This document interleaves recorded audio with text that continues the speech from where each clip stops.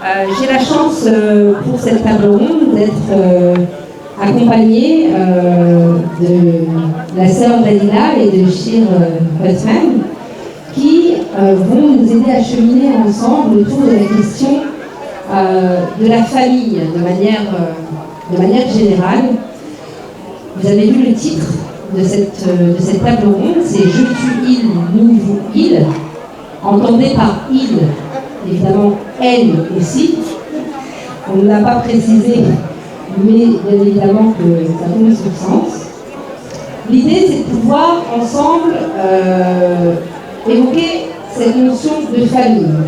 On le sait, la famille est le théâtre, le lieu de vie, l'expression, le réceptacle où se vit la foi. C'est au sein de la famille d'ailleurs que la foi prend source, beaucoup. Pour cette table ronde, donc j'ai avec moi Dalila Lassouri qui nous a fait l'honneur de sa présence, donc experte en éducation, formée en qualité d'éducatrice Montessori, chargée d'accompagnement également autour de la parentalité, avec, j'avais envie de dire, un supplément d'âme qui est la spiritualité musulmane. C'est-à-dire que je vous invite chacun d'entre vous à aller sur les différents supports de communication de Dalila, les réseaux sociaux notamment, et vous y verrez une parentalité à la lumière de l'islam, de la sunna, et ça fait du bien. Et je suis contente vraiment, chère Dalila, de t'avoir avec nous aujourd'hui. À ses côtés, j'ai une fois de plus l'honneur et le plaisir d'accueillir Shir Othman Hussein, qui est imam dans le nord de la France et qui nous fait, comme à chaque fois, comme à son habitude, l'honneur de sa présence. Et il viendra aussi pouvoir nous éclairer de ses lumières sur cette question centrale de la famille. Alors on le sait, je ne vous apprends rien, la famille a subi des modifications, des remaniements, notamment durant ces dernières années. Et par ailleurs, elle reste une dimension essentielle à la vie du croyant musulman. Du coup, je vais m'adresser peut-être d'abord à Dalila. En quoi, justement, la famille est un élément central de la foi, de l'évocation de Dieu. Salam. Salam. C'est en haut, normalement. Salam alaikum. Alors, la cellule familiale, c'est le point de départ. C'est le point de départ du cheminement. Quand on a des parents qui ont cette conscience d'éveiller cette partie, d'éveiller leur fitra, la fitra que nous avons tous en nous, la fitra de leurs enfants. Cette prédisposition déjà à croire en Allah subhanahu wa ta'ala. Et comment elle va se faire? Eh bien, elle va se faire par l'exemple. Les parents vont inculquer, vont transmettre, mais ils vont le transmettre à travers leur exemple. Il ne suffit pas de dire « tu dois être comme ci, tu dois être comme ça », si eux-mêmes ne le font pas. Donc les parents, c'est le point de départ justement de la transmission à travers l'exemple.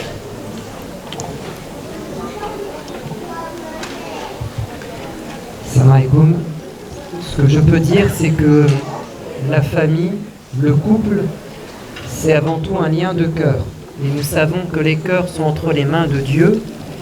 Et donc nous avons tout à gagner dans une vie de couple à se rattacher à Dieu, puisque c'est lui et lui seul qui est capable de mettre de l'amour entre nous.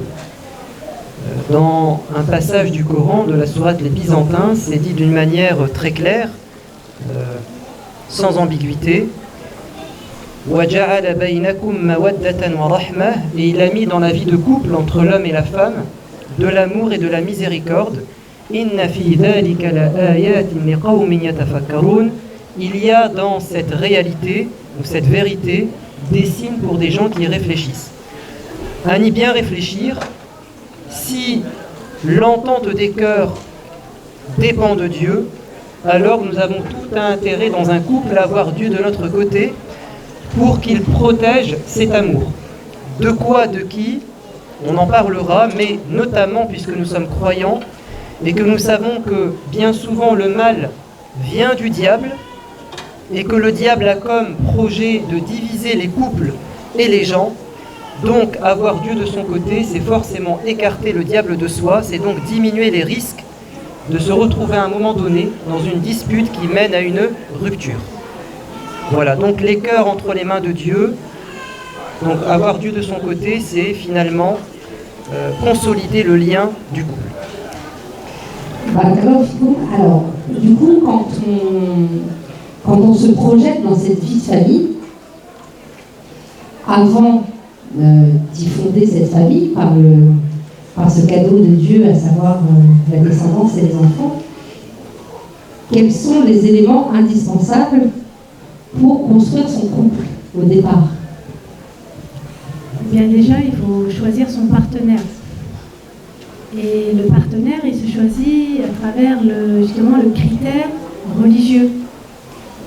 Bien sûr qu'on ne peut pas connaître la personne tout de suite, mais au moins, il y a des indicateurs qui montrent que cette personne va être le futur papa ou la future maman de mes enfants.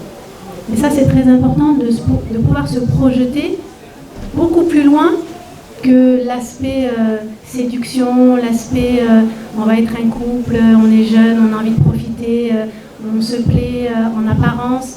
Mais en fin de compte, le fond n'y est pas, et le jour où des enfants arrivent, c'est là qu'il va y avoir des problèmes, surtout dans l'orientation éducative que chacun d'entre eux aimerait avoir pour leurs enfants. Merci beaucoup. Alors, cher Othman, justement, sur cette idée de passer un petit peu du jeu, donc à savoir moi, qui je suis en tant que croyant, pratiquant de cette manière, comment passer au nous? Avec quel point d'attention pour que justement, comme tu le disais à juste titre, Dieu soit présent? Tout à l'heure, je disais que si les cœurs sont entre les mains de Dieu et que c'est lui finalement qui peut créer l'entente entre les cœurs, c'est qu'il y a une part de destin.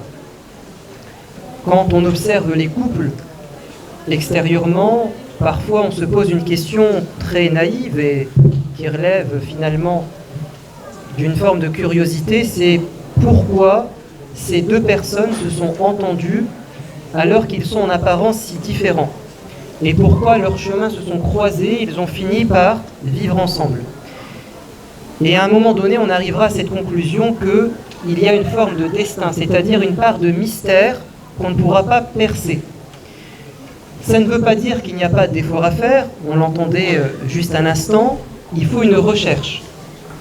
Il faut une quête et une enquête. Mais, comme vous le savez, il y aura toujours des doutes. Et quand on est dans le doute, on a quand même quelque chose d'incroyable dans la religion, c'est de faire ce qu'on appelle la prière de consultation. Donc, j'ai cherché, j'ai aperçu une personne qui correspond à mon profil, ce que je recherche, mais je ne suis pas sûr à 100%. Et là intervient la religion, la foi, la confiance en Dieu.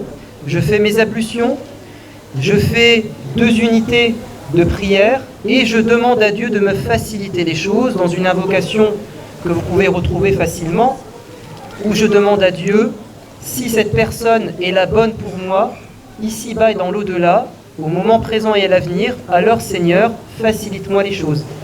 Et si ce n'est pas la bonne personne, alors écarte-moi d'elle et prédestine-moi ce qu'il y a de mieux.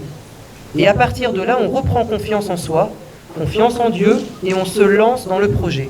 S'il aboutit, c'est que Dieu a facilité les choses, et si ça n'aboutit pas, c'est que Dieu nous a réservé autre chose. Donc, Dieu est là pour nous orienter, pour nous guider, il est là pour nous faciliter les choses, et quand on passe du jeu au nous, c'est que Dieu nous a permis de le faire, et ça il ne faut jamais l'oublier, parce que c'est cette conscience que Dieu est derrière les choses et qui nous fait des cadeaux, qui nous permettra ensuite, une fois mariés, de continuer à le remercier et de le garder à nos côtés, notamment en organisant un programme spirituel de couple où nous allons cheminer ensemble vers Dieu. Alors, on entend ces précieux conseils qui sont en effet le socle déterminant d'une vie de famille apaisée. Néanmoins, et là je vais m'adresser à Dalila, quand on est dans la pratique de cette vie commune et que le jeu découvre le tu, parce que c'est aussi cette question de, voilà, il y a eu effectivement ce que Dieu a lié, et alhamdoulilah, mais il y a aussi un travail à faire, j'imagine, sur soi, d'introspection, de remise en cause, de négociation. Est-ce que tu pourrais nous parler un petit peu de cette question ? Alors moi, ce que je conseille à chaque fois, quand on a ce projet de mariage, eh bien le mariage c'est comme une entreprise. Ça demande qu'on fasse un business plan pour voir si on va pouvoir se projeter dans l'avenir, si c'est faisable, ça n'est pas faisable, quels sont les projets d'agrandissement. On doit partir avec cette intention que le mariage doit être pérenne, tout comme une entreprise. Et donc, je dois poser les bases. Il y a la communication, parler de ce que l'on veut, de ce que l'on ne veut pas. Il faut que vous sachiez ce que vous êtes capable d'accepter, de ne pas accepter, ce que vous êtes capable de supporter, ce que vous n'êtes pas capable de supporter. Ne prenez pas une personne parce que vous êtes seul, parce que vous n'avez pas le choix, parce que vous pensez que l'autre va combler un vide qui est à l'intérieur de vous. Posez-vous les questions de pourquoi je veux me marier, pourquoi j'ai envie d'aller vers ce chemin. Et n'oubliez jamais que lorsqu'on emprunte un chemin, on doit toujours mettre la satisfaction d'Allah dedans. Et ça, c'est très important.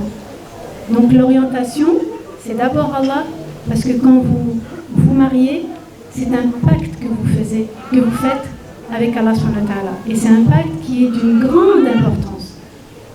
Et moi, en tout cas, ce que je conseille, c'est avant de vous marier, apprenez à vous marier. Et ça, c'est important. Alors, de quelle manière, je me permets d'aller un petit peu plus loin dans la question? Bien, il y a énormément de formations qui se font à propos du mariage.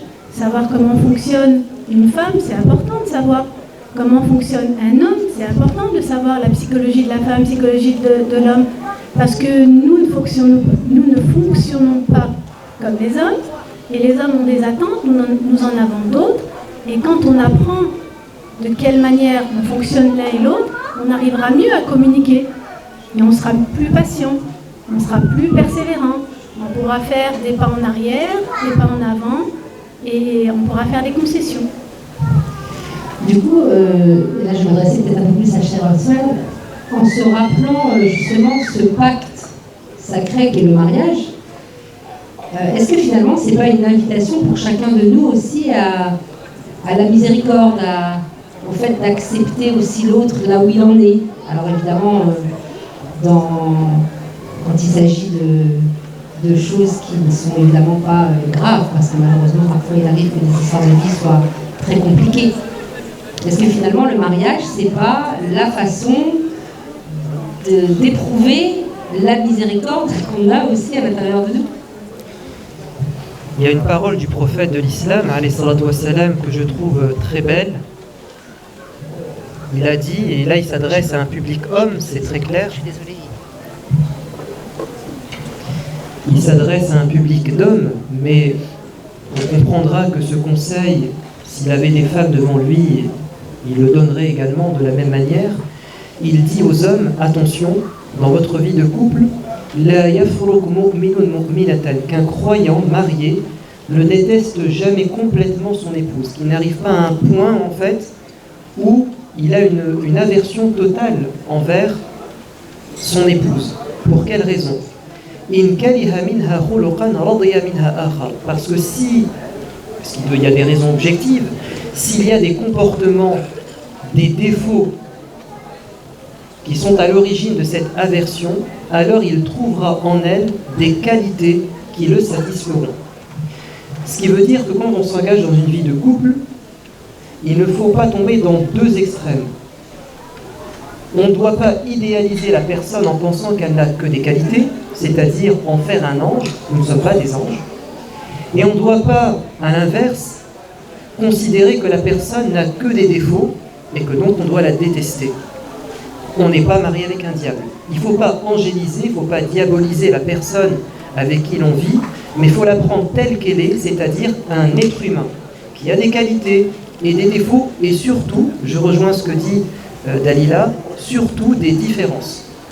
Il y a des différences à prendre en compte. Donc les premières années de mariage, ou les premiers mois, doivent être notamment consacrés à la découverte de soi. Il faut qu'il y ait un échange, une communication, il faut qu'on s'observe, on va être mis face à des épreuves, dans des situations où on va se révéler, parce qu'avant le mariage, on a présenté une face de soi, souvent très lumineuse, et puis le coup de foudre fait que on ne voit que les qualités souvent, mais la vie faisant, on se révèle complètement. Donc il ne faut pas idéaliser, il ne faut pas diaboliser, il faut rester dans un rapport juste. Il y a des qualités, il y a des défauts, et dans la parole du prophète, il s'agit plutôt d'insister sur les qualités et de fermer les yeux sur les petits défauts, évidemment, et se réformer. Le prophète de l'islam en a fait les frais. Il ne fait pas que parler, il a aussi une expérience de couple. Il avait une épouse qui s'appelait Hafsa, qui est la fille de Omar ibn al-Khattab, et il était connu, cet homme, pour son charisme et son caractère très fort. Sa fille a pris de lui. Et il se trouve qu'un jour, ils se sont disputés, au point où le prophète en a eu marre, et il a décidé de se séparer. La décision a été prise, le soir même, on se sépare. Dieu lui enverra l'ange Gabriel le soir même pour lui ordonner de se réconcilier avec Hafsa.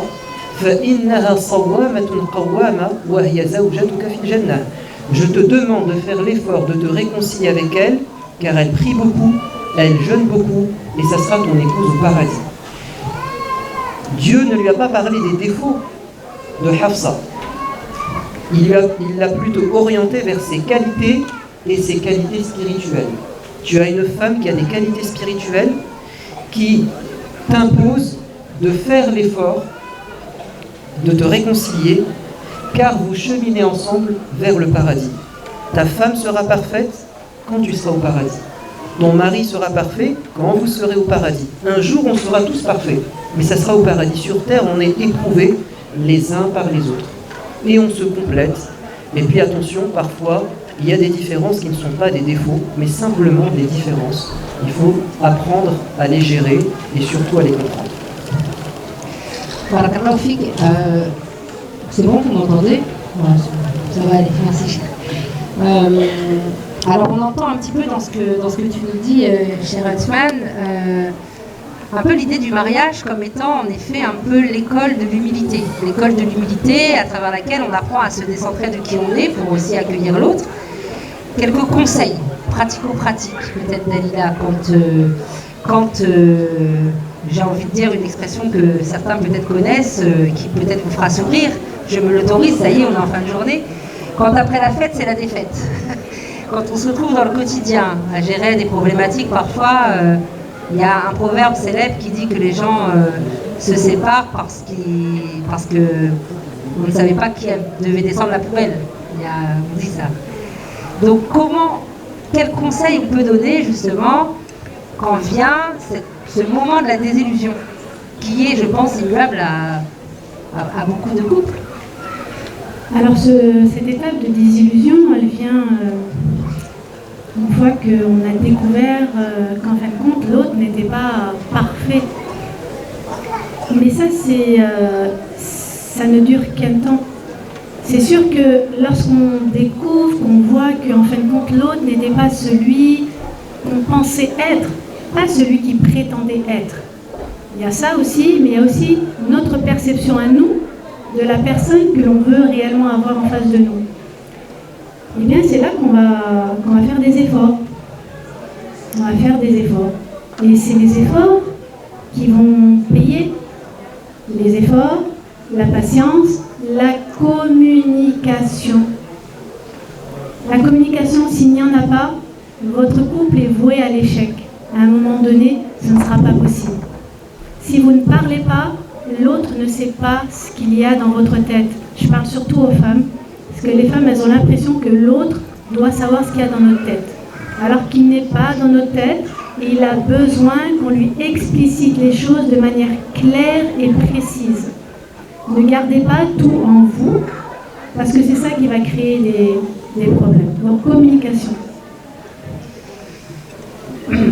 Bon, pour être équitable, j'ai quand même envie de rajouter qu'à force de vous le dire, messieurs, vous devriez savoir quand même qu'on ne communique pas facilement ce qu'il y a à l'intérieur. Non, c'était une boutade.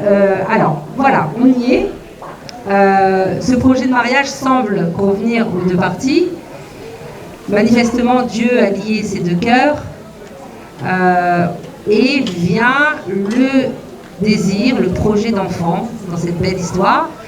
Et tout à l'heure, Dalila, tu parlais justement de cohérence éducative, je crois. Alors, est-ce que là-dessus, on peut vous entendre chacun sur ce projet éducatif familial?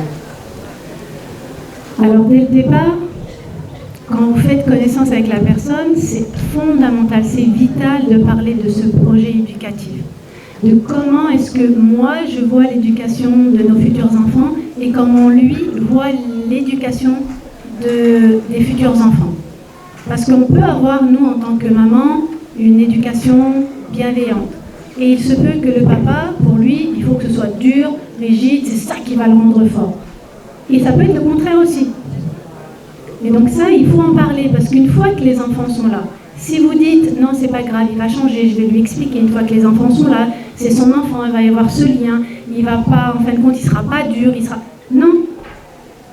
Parce qu'il sera toujours, on va dire, impacté par déjà l'éducation qu'il a eue lui-même. Donc ça, c'est important aussi. On est toujours forcément impacté par l'éducation qu'on a eue en pensant que c'est comme ça qu'on doit agir. Et puis il y a les réflexes aussi. Et donc, se mettre d'accord dès le départ, c'est très important. Et dans l'éducation, si vous ne prenez pas conscience que c'est par la bienveillance, la miséricorde, l'amour et l'affection que vous allez éduquer vos enfants, si vous ne prenez pas conscience que c'est comme ça, avec ces éléments-là, alors vous allez droit au mur. Avoir une parentalité positive, c'est le modèle prophétique. Et quand on revient à la source et qu'on voit la manière dont le prophète ﷺ agissait avec les enfants, que ce soit ses propres enfants ou les enfants de la communauté, eh bien on voit bien qu'il a toujours été avec cette douceur, cette tendresse, cette miséricorde, cette rahma, cette communication, toujours à leur enseigner de manière posée et affectueuse un enseignement qui leur était utile. Justement sur cette notion de projet éducatif, peut-être à travers ta pratique aussi d'imam, est-ce que tu as pu avoir dans ton expérience parfois des situations familiales où l'incohérence éducative de l'un ou de l'autre parent pouvait avoir des effets néfastes sur la cellule familiale? Pour vous le dire franchement, c'est assez rare quand je suis sollicité par des parents quant à l'éducation des enfants. C'est souvent des conflits de couple plutôt que l'éducation des enfants. Peut-être parce que c'est l'un des grands freins dans l'éducation, c'est qu'on ne s'entend pas, et donc on n'est pas bien dans sa peau, et les conditions, l'environnement n'est plus apaisé, n'est plus positif. Et puis peut-être aussi parce que on est plus dans une prise en charge parfois des enfants que dans une vraie éducation, donc un manque de prise de conscience. Mais si je peux vous inviter à vous inspirer d'un modèle d'éducation qui est dans le Coran, qui est assez simple à lire et qui prend beaucoup de temps à méditer, mais c'est le propre du Coran, c'est vraiment le début de la sourate Joseph, quand Jacob échange avec son fils Joseph. Pour moi, dans le Coran, c'est vraiment le passage en puissance qui est là pour nous apprendre comment éduquer nos enfants. Vous voyez bien que Joseph, de lui-même, alors qu'il est tout jeune, va voir son père après avoir fait un rêve. Et donc là, on comprend que le lien entre père et fils était tellement fort, il y avait une telle proximité, une telle connivence, que de lui-même l'enfant va se confier à son père. Et donc, c'est aussi ça l'éducation, c'est de mettre un tel lien entre nous et nos enfants que d'eux-mêmes, ils viennent se confier à nous. Ils nous racontent ce qu'ils vivent, ce qui les inquiète. Ils nous parlent de leur avenir, de leur journée à l'école. Et ça, en fait, ça ne vient pas tout seul. Hein. C'est à nous d'abord de beaucoup parler avec eux pour que justement ils sachent qu'ils peuvent parler avec nous sans tabou. Puis ensuite, on voit bien que le père dit à son fils, attention, ne raconte pas ton rêve, car tes frères te jalousent. Et donc après la communication et l'affection, on a aussi la protection. Éduquer, c'est aussi protéger. C'est aussi mettre au courant nos enfants de la réalité de la société ou de la famille, avec un discours adapté à leur âge, mais sans leur cacher la réalité des choses. Il y a des dangers, et donc je suis là pour te protéger, mon enfant. Là, en l'occurrence, le père dit à son fils, ne raconte pas ton rêve à tes frères, parce qu'ils vont te jalouser. Ça veut dire, garde tes données personnelles, ce qui t'est intime et privé, ne le divulgue pas. Donc nos enfants aujourd'hui, dans les réseaux sociaux, avec leurs amis, ont tendance à parfois tout raconter naïvement, à livrer leurs données personnelles, et puis on ne sait pas qui est derrière l'écran et qu'est-ce qu'on va faire de leurs données personnelles. Si vous avancez encore un peu dans la sourate, vous avez un père ensuite qui valorise son enfant en lui disant « Dieu t'a donné un don, tu as le don d'interpréter les rêves, et donc tu as une mission ». Donc c'est aussi ça l'éducation, c'est de trouver dans son enfant un talent, parce que tous nos enfants ont un talent, un haut potentiel, de le faire émerger, et puis de leur dire « On croit en toi, on veut que plus tard, tu joues un rôle et une mission pour la famille, dans la société ». C'est ça l'éducation, c'est d'entraîner dans un projet déjà jeune. Et puis ensuite, quand on avance, on voit qu'il lui parle de ses ancêtres, Abraham, Isaac. Et donc, parler à nos enfants de leurs ancêtres, de leur histoire, de modèles pour qu'ils s'identifient. Et puis enfin, il termine l'échange en lui disant « Ton Seigneur est sage et il est omniscient. Donc, il faut aussi parler à nos enfants de Dieu pour qu'ils aient cette conscience que Dieu est là, qu'il les aime et que c'est lui qui les accompagne dans leur vie. » Donc c'est tout ça l'éducation. Et finalement, si on devait méditer ce petit passage du Coran, on pourrait en sortir les règles d'or d'une éducation réussie de nos enfants. Merci beaucoup. Alors, on a pu constater aussi, depuis ce matin, on évoque ensemble justement la quête de Dieu, l'éveil du cœur à Dieu, qui parfois, et on se l'est dit depuis le début de la journée, qui parfois arrive de façon un peu brutale dans la vie de chacun. C'est-à-dire qu'il existe des familles, pour avoir échangé avec certains d'entre vous aujourd'hui, où il y a on n'est pas sur le même timing, c'est-à-dire que le retour à Dieu ne se vit pas de la même manière. C'est-à-dire que certains foyers, il y a par exemple la maman ou le papa qui va vouloir ce retour à Dieu, qui va avoir cet éveil pour ce retour à Dieu. Et ce qu'on a pu constater, c'est que parfois ça crée des disparités. Donc comment justement favoriser un retour sur le chemin de la quête de Dieu de façon collégiale en fait. Comment faire pour que ça se passe pour tout le monde en même temps? Alors c'est vrai qu'il y a des couples qui se sont formés sans que forcément les deux soient par exemple dans la prière. Et donc à un moment donné, je vais prendre l'exemple que j'ai eu en accompagnement une fois, une maman qui a pris conscience à un moment donné qu'elle avait ce besoin de revenir à Allah. Et donc elle s'est mise à la prière et elle était assidue à la lecture du Coran et elle voulait absolument que son mari fasse pareil. Donc elle était là à le harceler, c'est vraiment le mot, à le harceler. Et pourquoi tu pries pas? Et tu sais que si tu pries pas, voilà ce qui va t'arriver. Mais regarde les autres hommes, ils vont à la mosquée, pourquoi tu vas pas? Donc elle utilisait un moyen qui n'était pas du tout pédagogique. Donc elle était en train de faire quoi? Elle était en train de le rabaisser plus qu'autre chose. Et donc quand on rabaisse une personne et qu'on le met face à son incapacité, bah forcément il se ferme et il fera le contraire de ce qu'on essaye de lui envoyer comme message.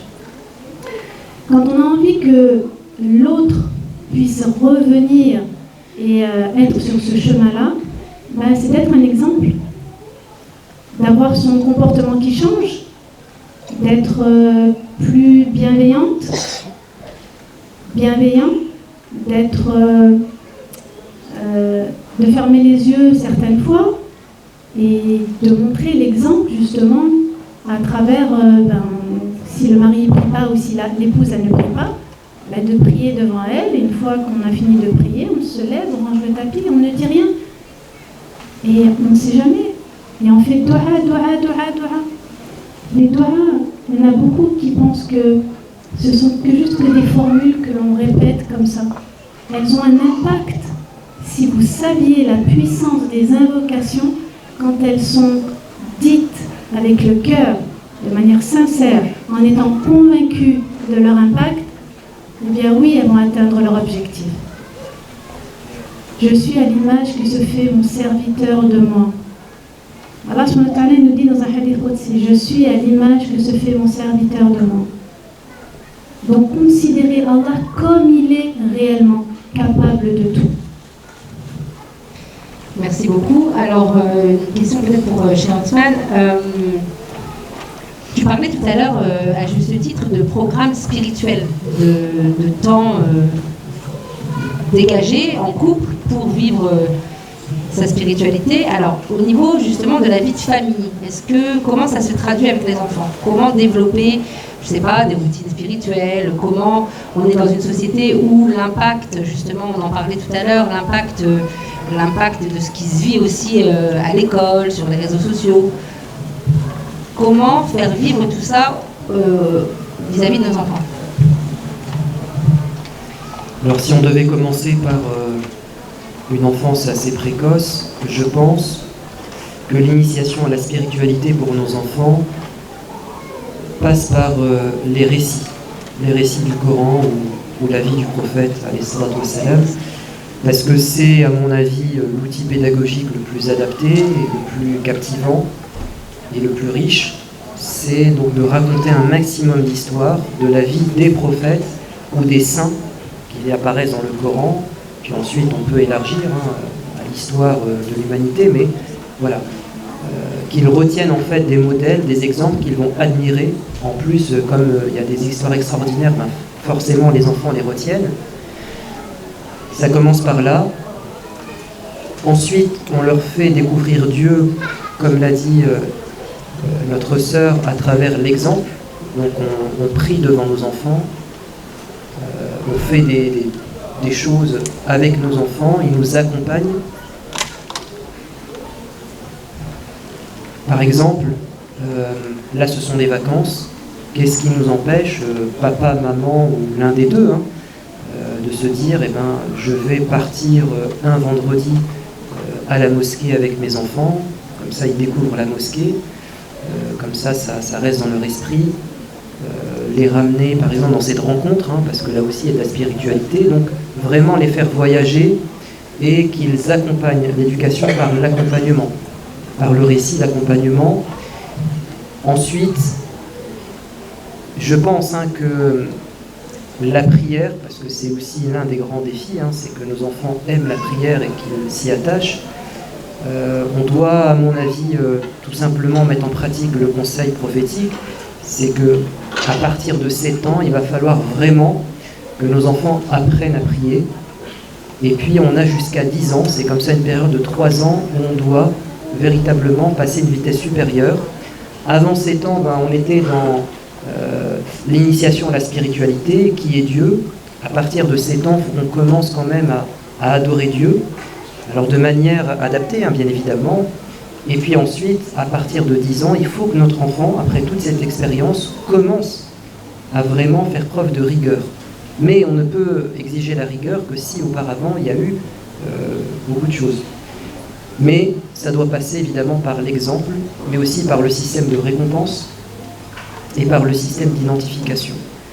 Je sais que personnellement, des choses qui m'ont aidé moi quand j'étais jeune, par rapport à la religion, c'était de rencontrer en fait des gens, que ce soit imams, conférenciers, ou des gens en fait respectables, de les rencontrer. Et parfois, un mot, une phrase venant d'une personne extérieure peut toucher en fait l'enfant, alors que cette phrase elle a été dite des centaines de fois par les parents.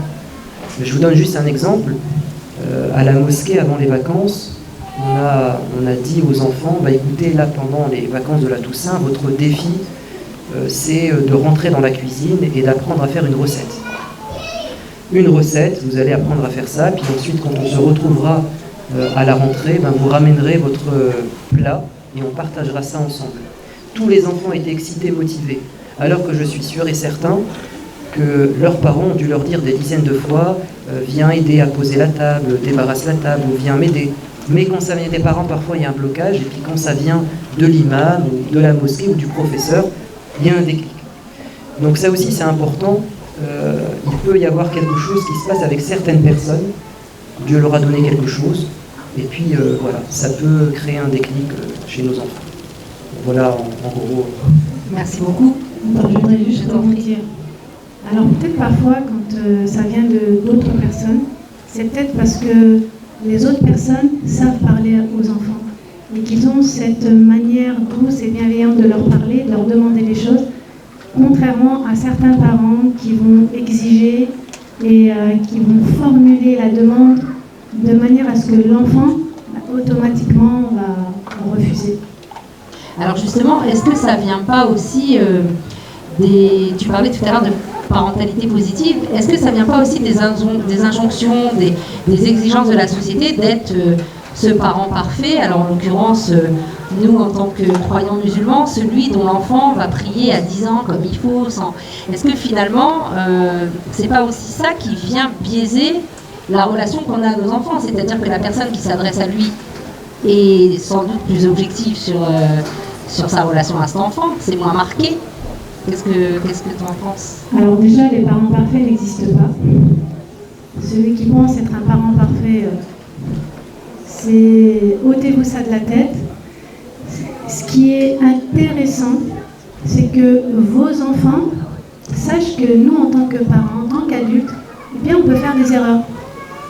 Et que les erreurs peuvent être corrigées. Quand on fait une erreur par rapport à notre enfant, quand on est injuste, soit on garde notre fierté et on ne dit rien, et on laisse notre enfant avec sa frustration, et donc on l'habitue à subir une injustice, soit on prend conscience et on se dit non, je vais aller voir mon enfant et je vais m'excuser. Oui, en tant que parent, s'excuser, c'est réparateur pour l'enfant. Et ça lui apprend aussi à lorsqu'il fait une erreur, il apprend à demander pardon, il apprend à s'excuser. Et de la même occasion, le fait qu'il s'excuse vis-à-vis de son père, de sa mère, de son parent ou autre, il apprend que lorsqu'on fait une erreur aussi, et c'est ça, ça rejoint l'éducation spirituelle, on fait des erreurs et on demande pardon à Allah aussi. Et tout ça, c'est dans notre approche avec notre enfant, quand on lui apprend justement cette manière de s'excuser, de demander pardon et de le lier à Allah subhanahu wa ta'ala.